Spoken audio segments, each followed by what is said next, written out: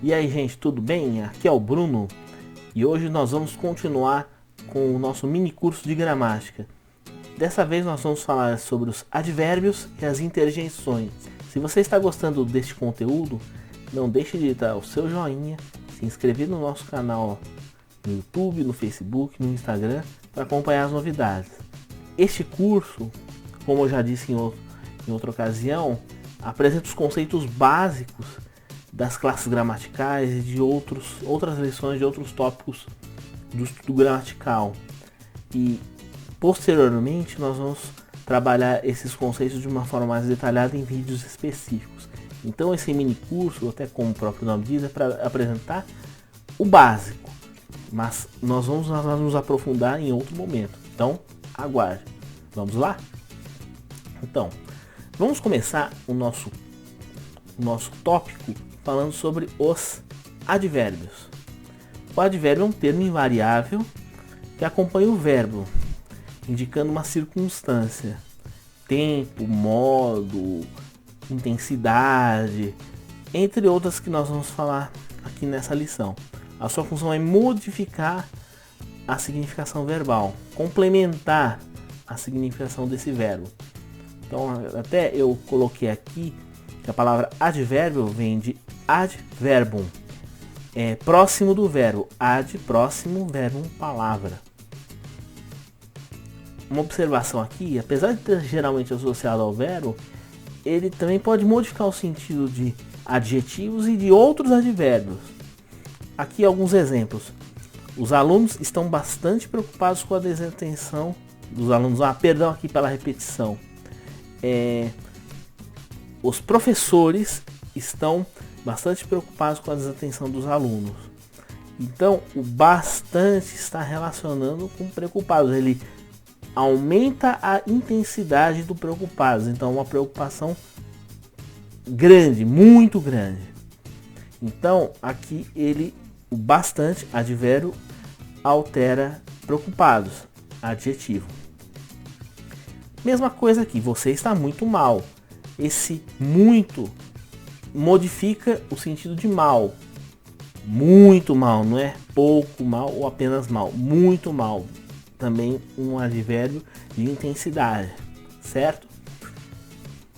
E temos as locuções adverbiais, que são termos compostos, uma preposição e mais um advérbio, para exercer uma função de advérbio, uma expressão maior com sentido, com uso adverbial.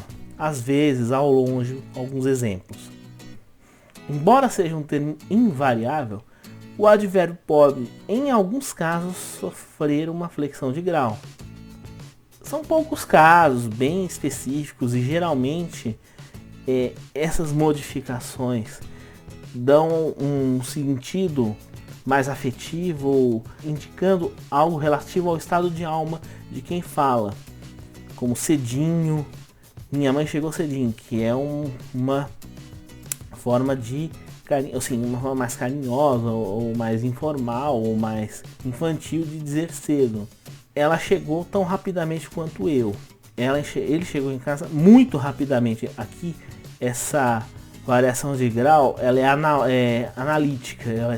Você usa uma outra palavra para fazer essa variação, em vez de você utilizar um sufixo. Ele chegou rapidíssimo. Então, o íssimo dá essa intensidade, esse estado de alma de pressa, de algo que está acontecendo muito, muito rápido.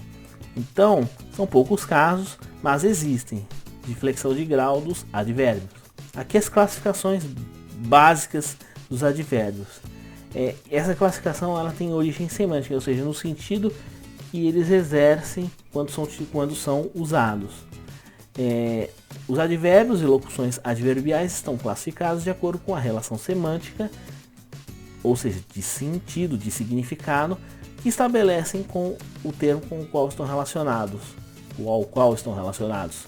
Ou seja, as circunstâncias que indicam em relação aos verbos, adjetivos ou outros advérbios. Advérbios de lugar, aqui, ali, dentro, fora, acima, abaixo, etc. Tempo, hoje, ontem, outrora, jamais, etc. Modo, que é um dos maiores grupos, se não o maior, bem, mal, assim, depressa, devagar.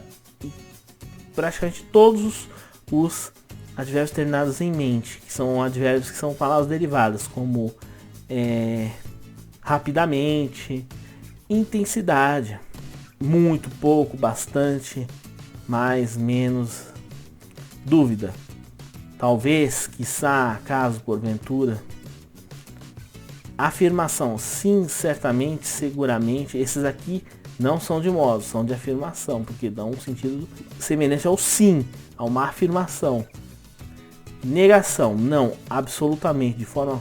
Aqui no português o absolutamente tem o sentido de negação. Agora nós vamos às interjeições. A interjeição é um termo invariável que exprime estados ou reações emocionais. Ou a locução interjeitiva, que, assim como várias outras, são expressões formadas por uma preposição e mais uma outra palavra que formam um sentido de interjeição.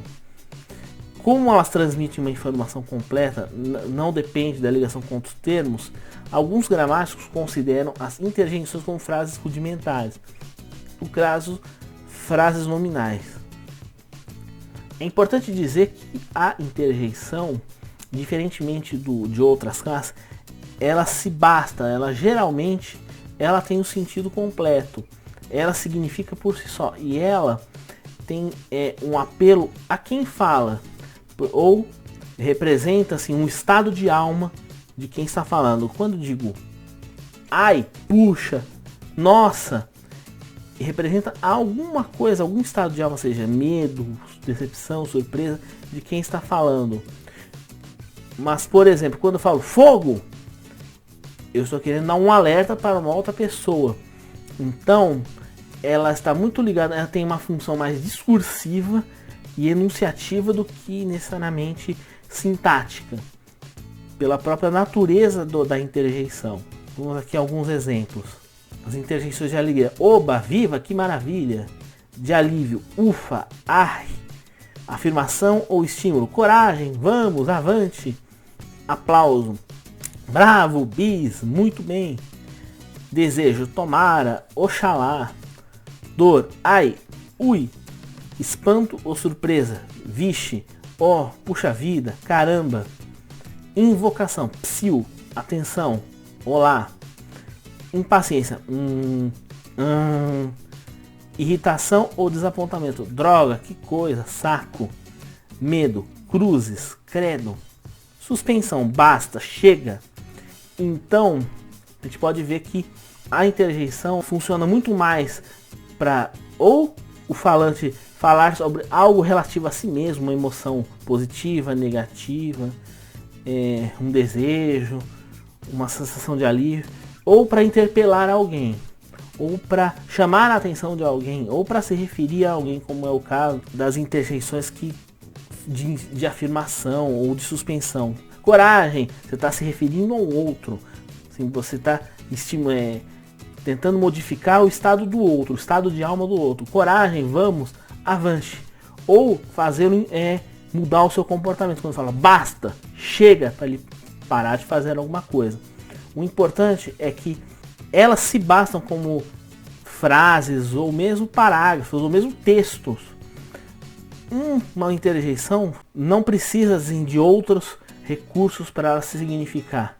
Ela sozinha se basta. Claro, dentro de um texto maior ela pode ter um sentido alterado, mas quando você utiliza uma interjeição, você já sabe o que ela significa, diferente de outras palavras que você precisa inseri-la num contexto maior, uma frase, um parágrafo, para ela poder fazer sentido.